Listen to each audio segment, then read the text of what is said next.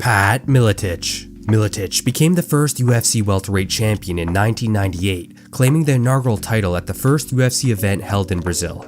He defeated Mikey Burnett to win the belt, and went on to defend it 4 times against top contenders such as George Patino, Andres Pederneiras, John Alessio, and Kenichi Yamamoto. With a strong wrestling base and a well-rounded skill set, Miletich ruled the 170-pound division for a total of 931 days. He also established the Miletich Fighting Systems Gym, which would go on to produce several future champions. Carlos Newton. Newton dethroned Miletich at UFC 31, submitting him in the 3rd round to become the new welterweight champion. Having moved to Canada at the age of 8, Newton made history as the first Canadian UFC champion, serving as an inspiration to many fighters from Canada, including a future legend of the welterweight division. Matt Hughes. At UFC 34, Matt Hughes captured the title in controversial fashion against Newton.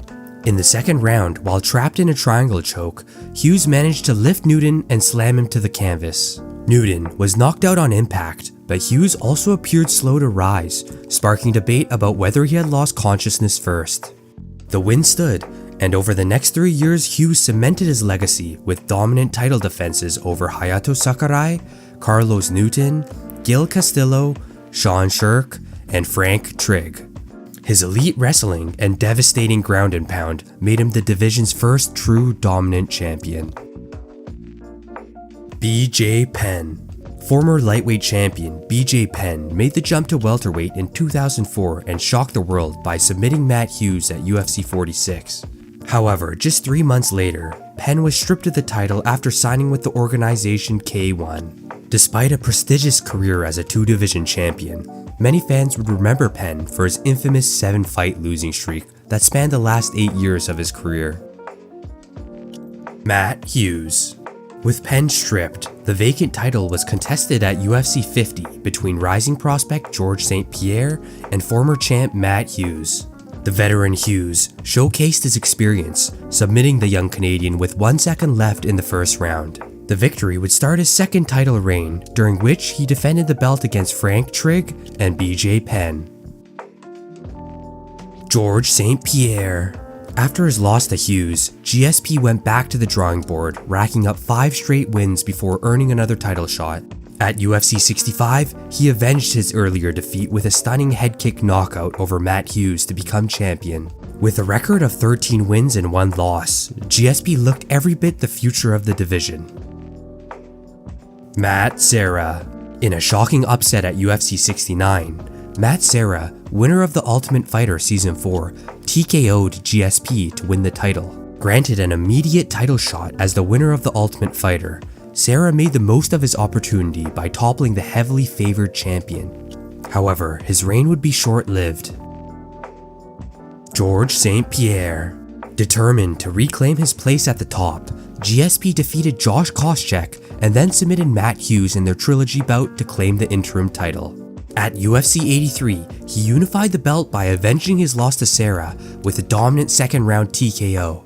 St-Pierre would then go on one of the most legendary title runs in MMA history, defending his title 9 times against elite competition which included John Fitch, BJ Penn, Thiago Alves, Dan Hardy, Josh Koscheck, Jake Shields, Carlos Condit, Nick Diaz, and Johnny Hendricks.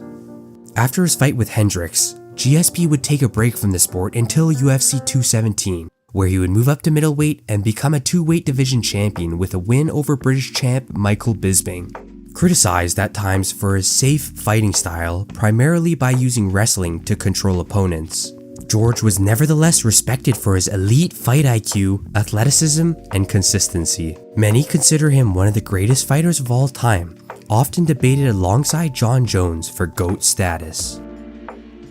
Carlos Condit. With GSP stepping away from the sport in 2013, Carlos Condit claimed the interim title by defeating Nick Diaz at UFC 143. He would later lose the title unification bout to George later that year. Johnny Hendricks.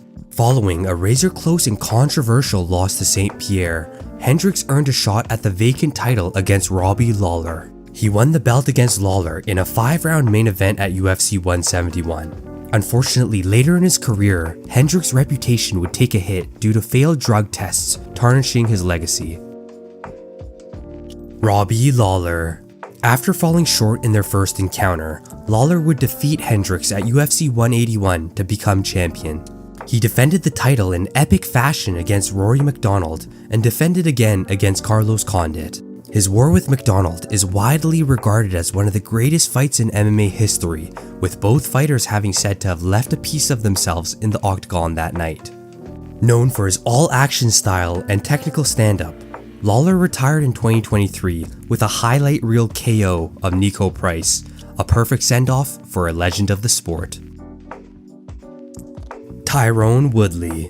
Woodley would win the title in 2016 with a thunderous knockout against Robbie Lawler. He would go on to defend the belt 4 times, including wins over Stephen Thompson twice, Damian Maia, and Darren Till. Like former champion GSP, Woodley was heavily criticized for his wrestling-heavy approach, even though his dominance was undeniable. Unfortunately, he later experienced a decline in the sport, ending his career with a 4-fight losing streak. He would be further embarrassed as he would be knocked out cold against influencer Jake Paul in a boxing match.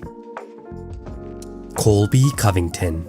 With Woodley sidelined due to an injury in 2019, an interim title bout at UFC 225 saw Colby Covington defeat Rafael Dos Anjos via unanimous decision. However, due to an injury of his own, Covington would be forced to relinquish the interim belt. Since then, despite receiving 3 title shots, he has yet to win the undisputed belt. Kamaru Usman. At UFC 235, Usman dominated Tyrone Woodley over 5 rounds to become the champion. He went on to defend his title 5 times, including 2 wins each over Colby Covington and Jorge Masvidal, and another over Gilbert Burns. Like many former dominant welterweight champions, he would initially be criticized for his wrestling-heavy style. Usman would eventually win fans over with iconic moments like his brutal knockout of Jorge Masvidal and wars with Colby Covington. His reign firmly established him as one of the most dominant champions in welterweight history. Leon Edwards. Heading into UFC 278, few gave Leon Edwards a chance against the reigning champ Usman. For 4 rounds, Usman dominated the fight, but in the final minute of the final round, Edwards would land a perfect head kick, knocking Usman out cold, creating one of the most iconic moments in UFC history. Became a legendary phrase overnight. Edwards then went on to defend the belt against Usman in a rematch and against Colby Covington. As the first British welterweight champion, Edwards is known for his slick counter-striking and elusive style. Belal Muhammad. Remember the name, would rack up a solid 9-fight win streak in the division that made his claim for a title shot undeniable.